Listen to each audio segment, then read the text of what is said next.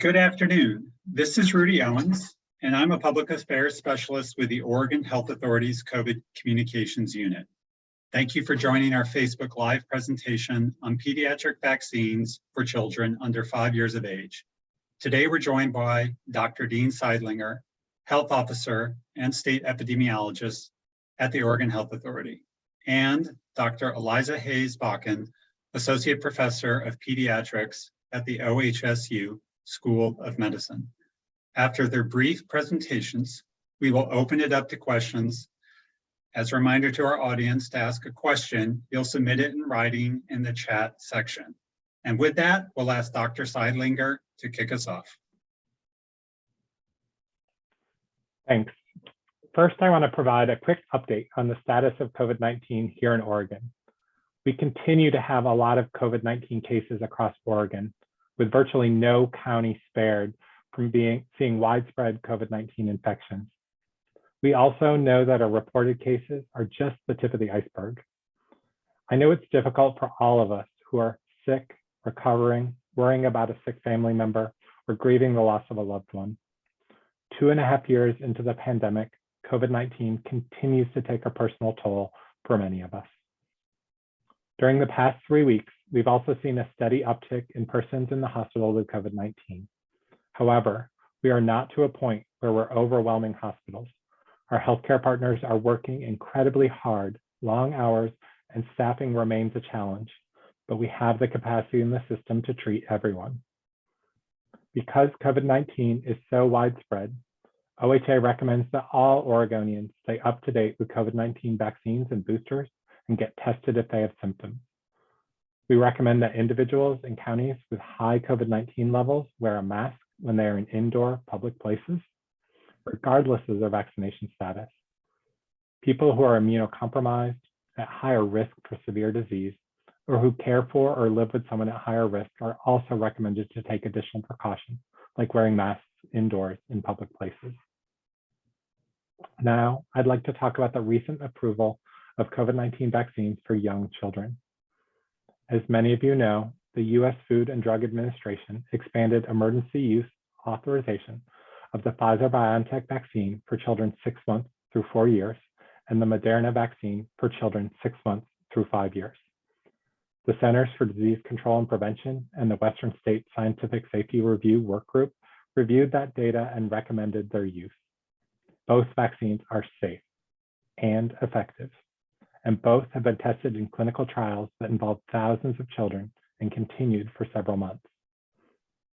Though rates of COVID-19 are lower in children, children still can get infected and may become very sick.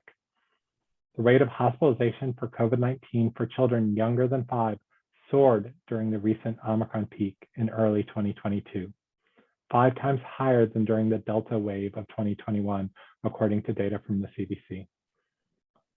The vaccines are available now through local public health authorities, federally qualified health centers, pediatricians, health systems, and through our OHA field operation events and other community events throughout Oregon.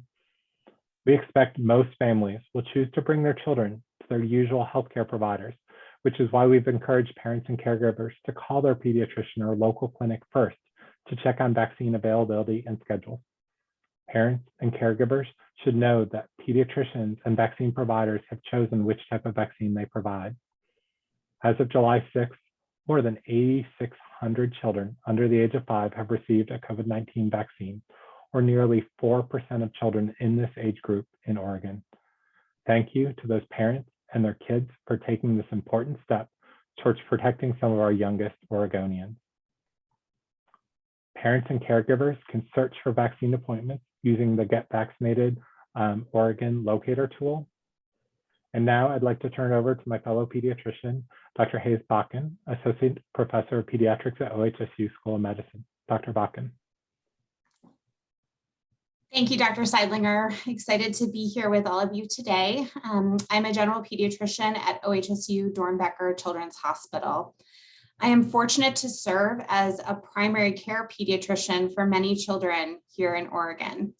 Throughout the pandemic, I've also helped Doernbecher respond to COVID-19. Since last fall, that has included leading efforts to offer COVID-19 vaccinations to our young patients and their families. During the past year or so, I've had many conversations with caregivers and families of my patients about COVID-19 vaccines. Getting your child vaccinated against this preventable disease is an important decision, and I'm honored to help caregivers and parents make that decision. I encourage every parent to seek out trusted, well-informed sources, such as their child's primary care clinician, and to fact check any vaccine information they hear or see online to ensure it's from a reliable source, such as the American Academy of Pediatrics or the Centers for Disease Control websites. I highly recommend that children get vaccinated as soon as they can, as COVID-19 vaccines remain the best way to keep our children and families safe during this pandemic. Careful and thorough reviews of the available clinical trial data show these two vaccines are both safe and effective for children as young as 6 months old. Believe me, I'd love to move on from this pandemic, but I know that Oregon's children continue to get sick and be hospitalized, and sometimes even die because of COVID-19. While children are generally less vulnerable to COVID-19 than older adults or people who are immunocompromised, that doesn't mean it can't or won't do harm to children. As a matter of fact, COVID-19 is now among the top 10 causes of death for children in the United States. To date, 438 children 0 to 4 years old in the United States have died from COVID-19. That may not seem like a large number, but each of these lives lost has ripple effects on their families, their schools, their communities, and beyond. Anytime we have the chance to prevent death in a child, we should take that opportunity. A death in a child is devastating, and we want children to be vaccinated to help spare families from that very real pain. Luckily, COVID isn't fatal for the majority of children, but it can also have long-lasting impacts on kids. Kids may need to be hospitalized. And currently in Oregon, we know, as Dr. Sidelinger was saying, that children under 4 are more likely to need hospitalization compared to other age groups, pediatric age groups. Likely because they haven't had the chance to be vaccinated yet. So we're hoping that can change. We also know that children can develop something called multi-system inflammatory syndrome in children, or MIS-C. Children with MIS-C need to be hospitalized and can suffer debilitating or long-term symptoms. We are also concerned about the possibility of children developing what's known as long COVID, which is symptoms that can last for months or longer. And we don't know quite yet how to best treat those conditions. I know from personal experience how hard it is to have your child get sick with COVID. Unfortunately, I brought COVID home from work in December 2020 before vaccines were available, and both of my sons ended up infected. Their initial infections were very mild, and my youngest had a quick recovery, but my older child, who has asthma, had lingering issues for months. His pulmonary function studies showed impairment that he had never had before, and his coughing got in the way of his ability to play the sports that he loves. It was so hard to watch him go through all of this. As soon as vaccines were available for his age group last fall, we made sure he got vaccinated. We didn't want another round of COVID to make things potentially worse. Soon after, his symptoms lessened, and he's now thankfully back to his happy sport playing self. We do things every day as parents to prevent our children from getting hurt. When we drive them in our cars, we make sure that they're wearing their seatbelts or secured in a car seat. COVID-19 vaccines are another important and proven tool we can use to help keep our children safe. Thanks, Dr. Bakken. And now, Rudy, we are ready to take questions. Thank you both for your introductions. Our first question today is from Nicholas. And Nicholas asks, if kids aren't likely to get hospitalized due to COVID-19, why should kids get vaccinated? Thank you, Nicholas, for that important question. And I'll reiterate some of the things Dr. Bakken just said. While kids are much less likely to be hospitalized than older adults, they are still hospitalized. And as a parent or a caregiver, if your child is hospitalized, that is devastating. The time in the hospital, worrying about whether they'll recover, what long-term symptoms are they going to have. I can remember my time in the hospital, caring for patients and talking with families, and it's an experience that no parent wants to go through. So now that we have incredibly safe and effective vaccines that prevent hospitalizations, that's why we're trying to get the word out. If we can prevent one more family from going through that experience, one more child from being hospitalized, and especially the most devastating consequence, one more child from dying from COVID-19, we need to get more vaccines into arms or legs in some of our youngest Oregonians. Thank you, Dr. Sidelinger. Our next question today is from Kyle. And Kyle asks, if the COVID-19 vaccine doesn't help stop the spread, why is it important for kids to get vaccinated? I'll take that one. Thank you so much for your question, Kyle. It's one that we're hearing a lot from families. We have not yet found a vaccine that is 100% effective in preventing someone from contracting COVID-19. I think we all hope that maybe that will be possible someday. But what we know is that these vaccines are effective in preventing severe consequences. So in children, we saw an immune response that was equal to the immune response in adults and adolescents that prevented things like hospitalization, death, and in younger children, the MISC-C syndrome as well. So while these vaccines may not be 100% effective, they are very effective, highly effective in preventing those more severe outcomes. Also, the trials did show that the vaccines helped decrease the number of COVID infections in children who got vaccinated. So we hope that they will also be a tool to help slow the spread of COVID-19, especially in the short term. Thanks, Dr. Bakken, and thank you, Kyle, for that question. I just want to add and reiterate, these vaccines were developed several variants ago when Omicron, which is now widely circulating, wasn't even around. And they've remained incredibly effective at preventing hospitalizations in adults, in adolescents, in older kids, as we've given out hundreds of millions of doses across the world. And that protection against hospitalization, serious disease, and death has remained. We know that even folks who've recovered from COVID previously, and as we're 2.5 years into this, sadly, we have many people who've recovered, who've been sickened by this. The vaccine offers an additional layer of protection. So that vaccine is incredibly important, even in younger kids who are less likely to be hospitalized, because that protection against severe disease continues, even if it can't prevent every infection in kids. Thank you both, Dr. Bakken and Dr. Sidelinger. Our next question is from Candace. Candace asks, can we stop masking, physically distancing, etc. at school once children are vaccinated? Thank you for that question, Candace. And certainly we know that multiple layers of protection are better than a single one. But what we've seen over time is that vaccinations are an incredibly important tool, initially in really stopping spread of disease. Now they still have some impact on the spread of disease, particularly in the short period of time after getting vaccinated, but they serve an incredibly important purpose to prevent severe disease and death.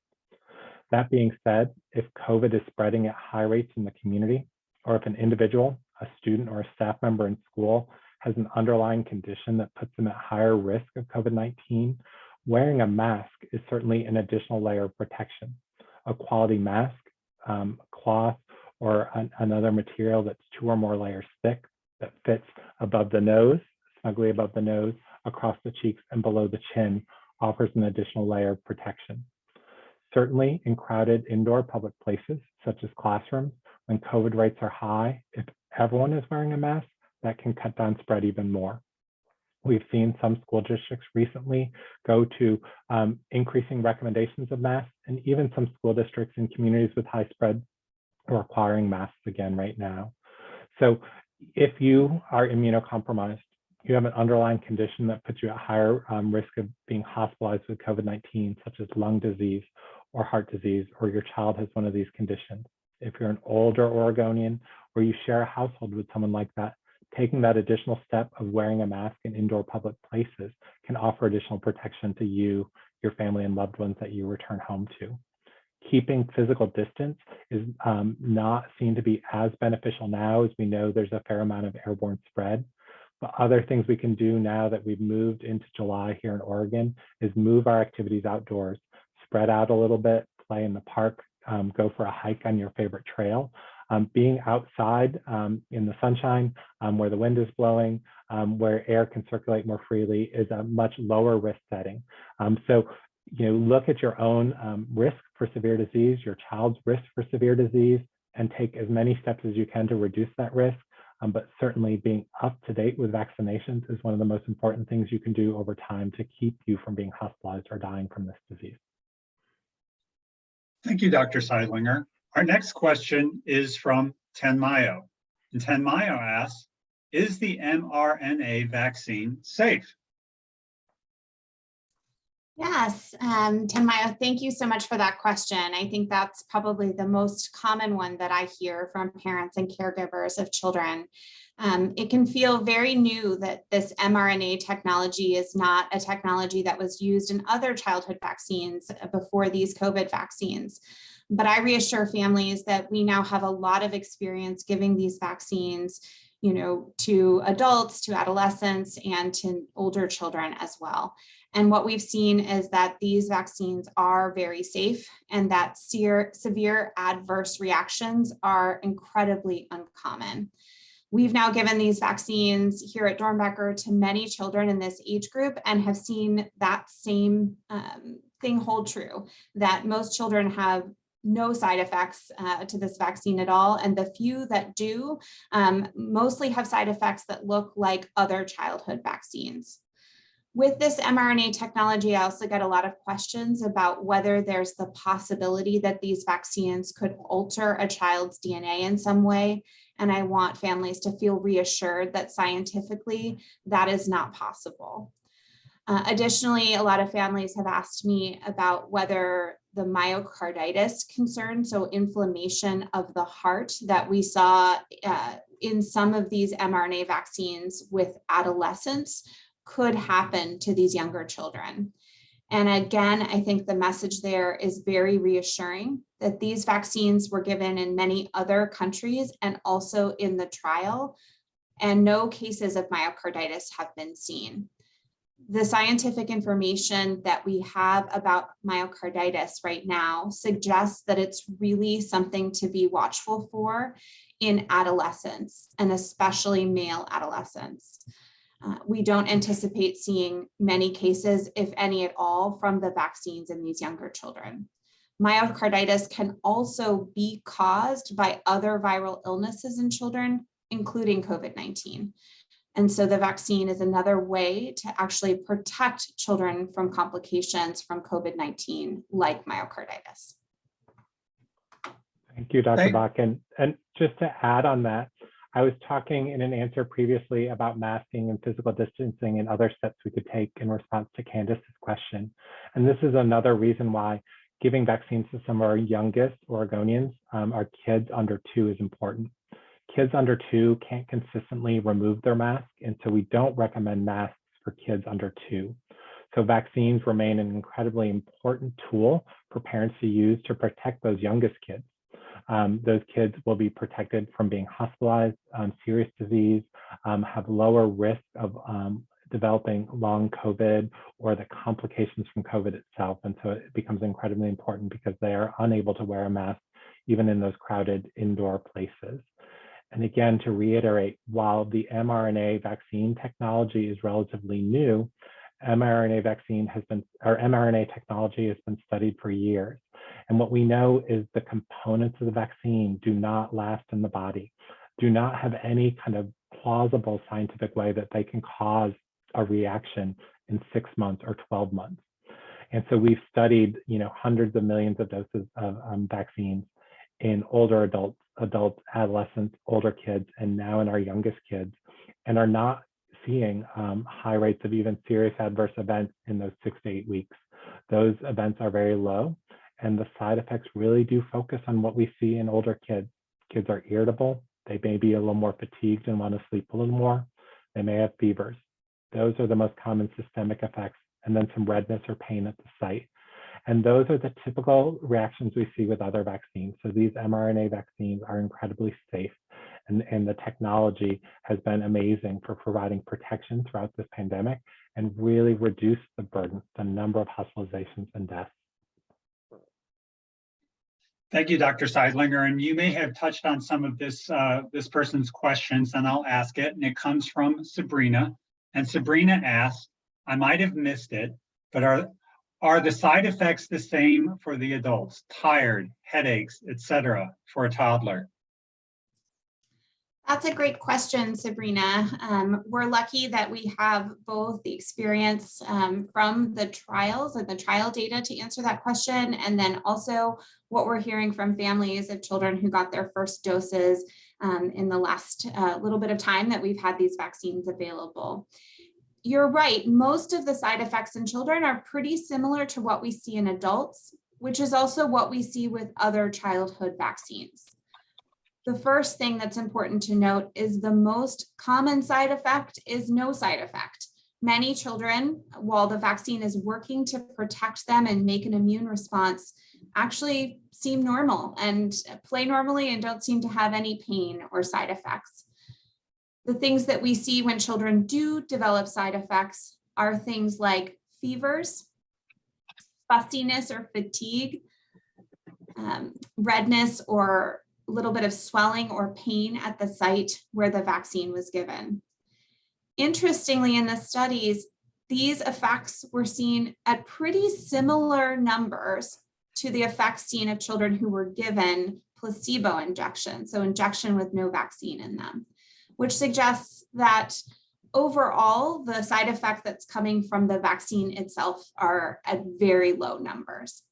So what we're hearing is the majority of families saying that their child seems like they bounced back quickly after their vaccine and didn't really seem to notice it at all. But some children may have some mild side effects from it.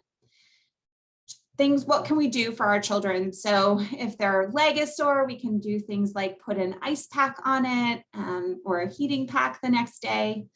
For things like fatigue or fussiness or fever, often a dose of children's Tylenol or ibuprofen works really well to treat those symptoms.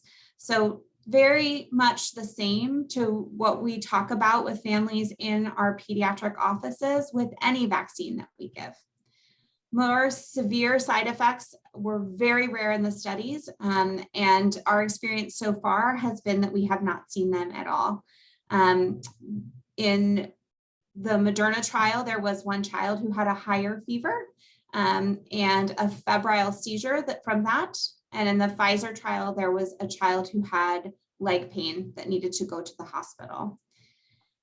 With febrile seizures, oftentimes that's from the fever itself, and children can get febrile seizures from other types of viral infections as well. And it's also something that we can see with fevers associated with other vaccines that we commonly give.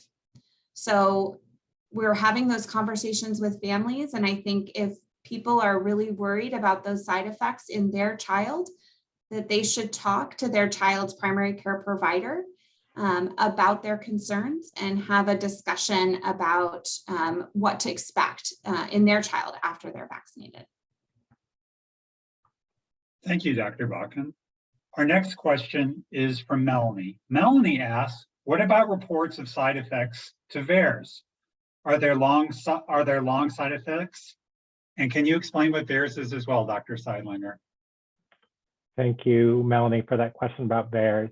I'll explain what VAERS is, how it fits into a broader system for monitoring safety, and more importantly, what VAERS is not, because I think there's a lot of misunderstanding. So VAERS stands for the Vaccine Adverse Events Reporting System, and it's one of the systems that's in place to monitor for serious side effects, particularly rare side effects after a vaccine is released. So I'll get to that in a moment, but let me start with initial studies.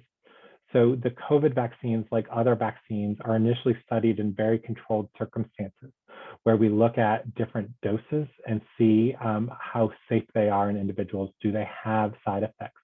And then we see how well they work, and we test those in more people. That data is reviewed by multiple groups. Within the pharmaceutical company itself, they review the data, make changes that are needed, and restudy if needed. That data is then reviewed by an independent advisory group to the Food and Drug Administration, who makes a recommendation to leadership there, who takes that recommendation or not. Then the Centers for Disease Control and Prevention convenes a different set of independent advisors who reviews the data on safety and efficacy, the bad outcomes that can happen from the disease itself and how much it's circulating in the community, and make a recommendation on the vaccines. And then here in Oregon, we have an additional layer where scientists from across some of our Western states, Washington, Oregon, California, and Nevada, review the process that the vaccine went through and make additional recommendations to our governors and those of us in public health on giving these vaccines. So across all those layers, the data was reviewed, and these vaccines were found to be safe and effective, and the benefits of giving them far outweighed any potential side effects. But then our monitoring for safety doesn't stop there. So VAERS is one level that we use to monitor vaccines. Providers who give vaccines are required to report into VAERS if there's a death or a serious adverse event in the short period after a vaccine. This is whether they think it was caused by the vaccine or not. This is designed so we can look for kind of rare patterns, that complication may be happening more in people who got the vaccine than not. Just because a report is in VAERS doesn't mean it was caused by the vaccine. And even if a adverse event was found to be caused by the vaccine, does it happen more often in folks who are getting the vaccine than not? And so we make those comparisons in another safety system called the Vaccine Safety Data Link. So if we notice some reports into VAERS that are happening at a higher level, we can compare the population level of that disease to see, is this potentially due to the vaccine or not? And then we can use multiple health systems across the country to look at charts on people who got vaccinated and not, and compare those results to see if that pattern holds up. That's how the pattern of myocarditis in older adolescent males in particular was identified. That's how the rare serious consequence of blood clots, particularly in older adults with the Johnson & Johnson vaccine, were picked up. So we didn't rely on VAERS reports, but we looked at those rare reports into VAERS, sometimes the more common reports, and then looked into other systems to see if that was a true relationship.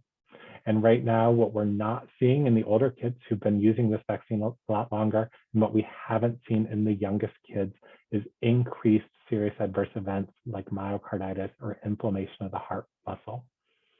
Additional systems are also in place to monitor vaccines. For any of us who got a COVID-19 vaccine, hopefully you're offered the chance to enroll in VSafe. This was a text-based system that was set up for COVID-19 vaccines, where you could enroll in and get a text message on a regular basis after your vaccines. So you could report any side effects you had. So that even people who don't seek medical attention, we could get some information about those side effects. And for individuals who received that vaccine, they were also allowed to opt in their children as they vaccinate their children and monitor their children's symptoms through VSafe. So we have multiple systems. VAERS is just one kind of early identification system. It doesn't prove that those events that are recorded in there were caused by the vaccine, but it helps us know what to look for, what to study, so that we can show that the safety of the vaccine continues to be there. As far as long-term side effects, we are not seeing that from COVID-19 vaccines.